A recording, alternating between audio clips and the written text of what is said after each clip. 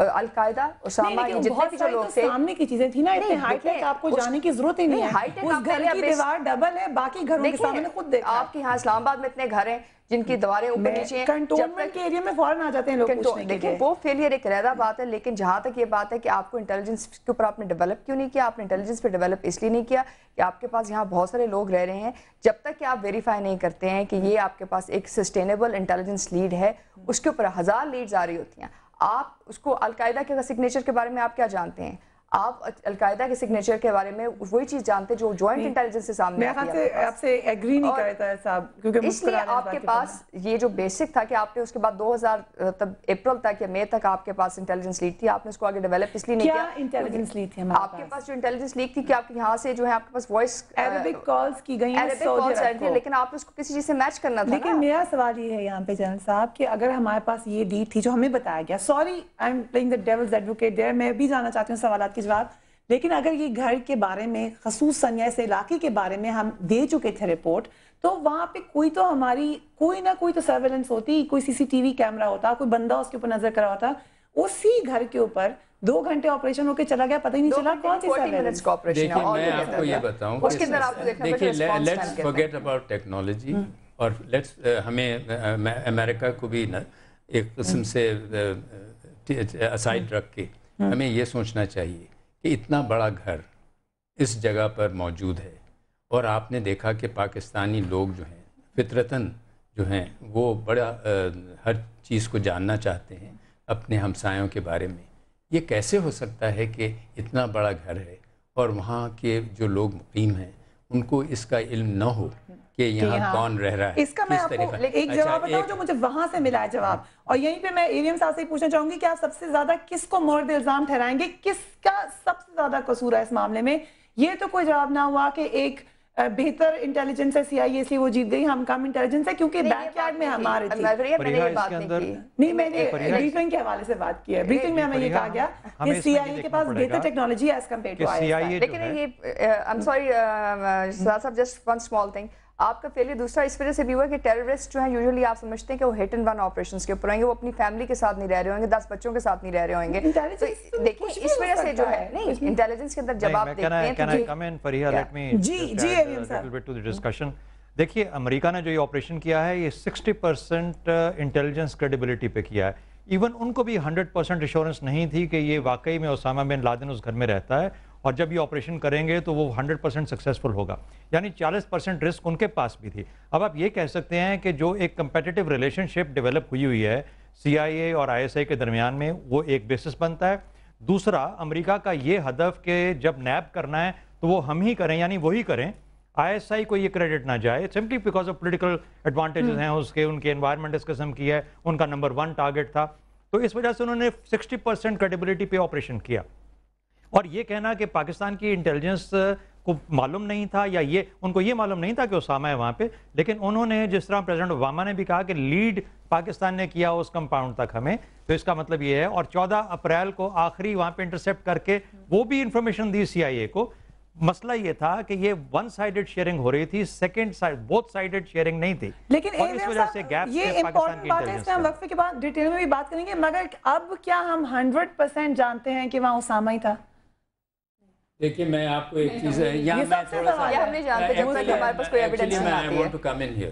دیکھیے میں یہ بتانا چاہتا ہوں کہ اگر ہمارے ملک میں کوئی شخص ہو اسامہ بن لادن, ایک وقفہ لے لوں, اس کے بعد آپ ہی سے میں سٹارٹ کری ہوں. یہی سوال میں آپ سب افراد سے ہے کہ کیا ہم 100% اس بات پہ شور ہیں کہ اس گھر میں اسامہ بن لادن ہی تھا؟ کیونکہ امریکہ میں بھی یہ سوالات اٹھائے جا رہے ہیں کہ اگر واقعی اسامہ بن لادن کی تصاویر تھیں تو وہ جاری کیوں نہیں کی جاتی؟ گروسم تصاویر تھیں تو گروسم تو بہت کچھ دکھا چکا ہے امریکہ پہلے. Keep watching news bat.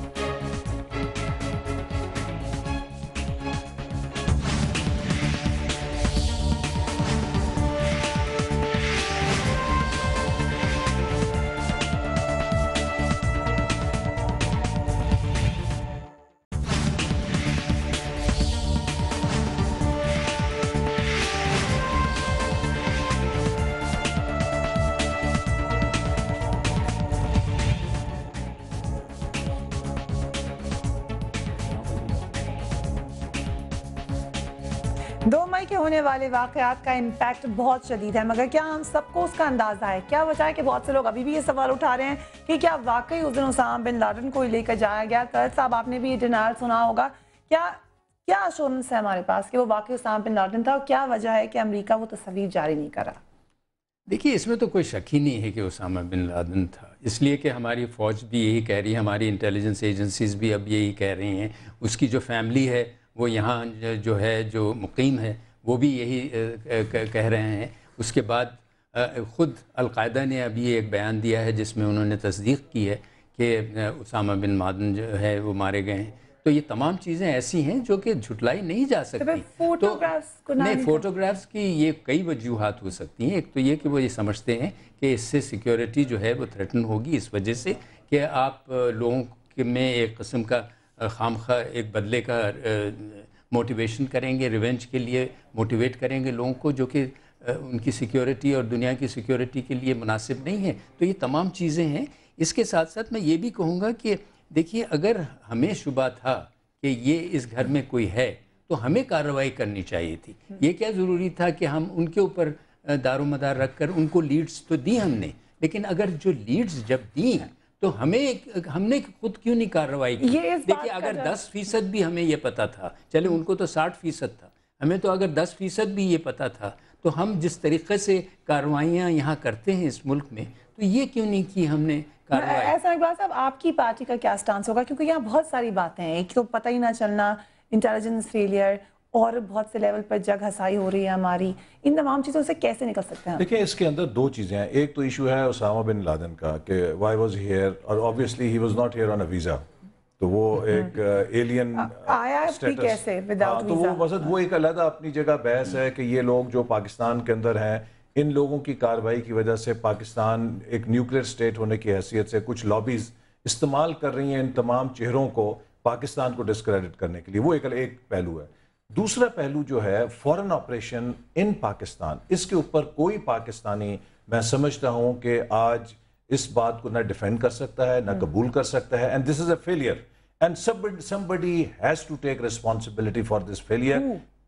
जो लीडरशिप है, और इस वक्त मेरा ख्याल है कि जो पॉलिटिकल एंड सिक्योरिटी, जो हमारी मिलिट्री की लीडरशिप है और हमारी पॉलिटिकल लीडरशिप है, supreme commander is mister Asif Ali Zardari, prime minister is the chief executive, defence minister Mukhtar साहब है, अगर पार्लियामेंट्री फॉर्म ऑफ गवर्नमेंट है, he is accountable, interior minister is suppose to tell कि यहाँ पर गैर कानूनी लोग ठहर रहे हैं कि नहीं ठहर रहे हैं। फिर उसके बाद हमारी एयरफोर्स, आर्मी और इंटेलिजेंस एजेंसी के लोग हैं जिनका इस पे दायरा कार है। तो इन सब लोगों को एक्सप्लेन करना पड़ेगा कि जो ये हमारे साथ हुआ है ये क्यों कर हुआ है। अब जो एक्सप्लेनेशन आ रही हैं कि जी ये तो हो गया, मिट्टी पाओ, आइंदा हम किसी को नहीं करने देंगे, ये कोई एक्सप्लेनेशन है? एवीएम साहब, आप क्या एग्री करते हैं कि ये इतना बड़ा वाकया है कि तमाम लोगों के जिनके नाम लिए एहसन इकबाल साहब ने, ISI के डीजी हों, चीफ हों एयरफोर्स के या आर्मी के, इन तमाम लोगों को with the democratically elected government आके जवाब देना चाहिए अवाम को? एहसन इकबाल साहब से एक दरख्वास्त है कि वो पार्लियामेंट से कहें कि अमेरिका को हम एनिमी डिक्लेयर करें, जो वेस्टर्न बॉर्डर है उसको एक एक्टिव बॉर्डर डिक्लेयर किया जाए, और फिर जंगी बुनियादों के ऊपर वहाँ पे डिप्लॉयमेंट्स की जाएं। हमारे जो रडार कवर्स हैं वो तो हैं अपने मीडियम और हाई ऑल्टीट्यूड के ऊपर, लेकिन अगर आपको जंगी बुनियादों पे चाहिए, तमाम वैलीज़ को कवर करना है, तो फिर उसके लिए आपको इस किस्म के इकदाम करने पड़ेंगे। और दूसरी, उनसे मेरे बड़े अच्छे दोस्त हैं, उनसे दूसरी दरख्वास्त, खुदारा ये नेशनल सिक्योरिटी काउंसिल का से जो आपका एक मुखासमाना किस्म का नाम किसे एक है, उसको छोड़िए। खुदारा तमाम मुल्कों के अंदर नेशनल सिक्योरिटी एडवाइजर्स मौजूद हैं। भूल जाइए कि जनरल मुशर्रफ की ये पैदावार थी या किसकी सोच थी। जनरल जहांगीर करामत ने भी यही कहा था, एक नेशनल सिक्योरिटी काउंसिल तश्कील दें जो कि मिलके एक नेशनल सिक्योरिटी पॉलिसी बनाए और एक अम्ब्रेला ऑर्गेनाइजेशन के नीचे तमाम सिक्योरिटी ऑर्गेनाइजेशंस और इंटेलिजेंस ऑर्गेनाइजेशंस को लेके आइए, ताकि हम एक नेशनल सिक्योरिटी पॉलिसी को तश्कील दे पाएं। आपका सबसे बड़ा गैप जी, 2 चीजें इन्होंने कही। देखिए, मैंने जो बातें की उससे ये कतन मकसद नहीं है कि हम अमेरिका को एनिमी डिक्लेयर करें। बात यह है कि एक सिक्योरिटी सिचुएशन हुई, nation needs to know.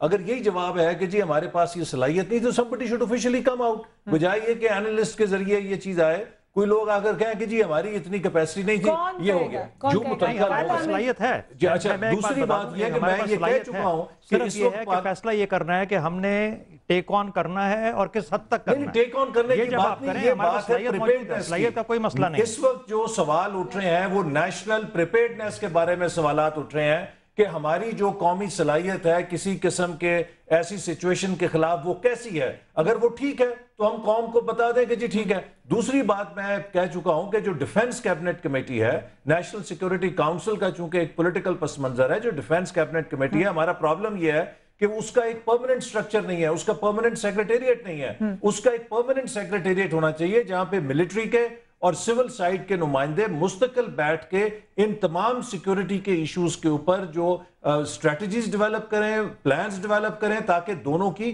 Ownership ہو. کیا اس سے کوئی فرق پڑے گا؟ دیکھیے میرے خیال میں ہمیں یہ سمجھنا چاہیے کہ اس میں کئی لیپسز ہوئی ہیں. ایک تو یہ ہے کہ یہ اسامہ بن لادن کیوں نہیں ٹریک ہوا پاکستان میں ہونے کے باوجود اور اتنے سال رہنے کے بعد.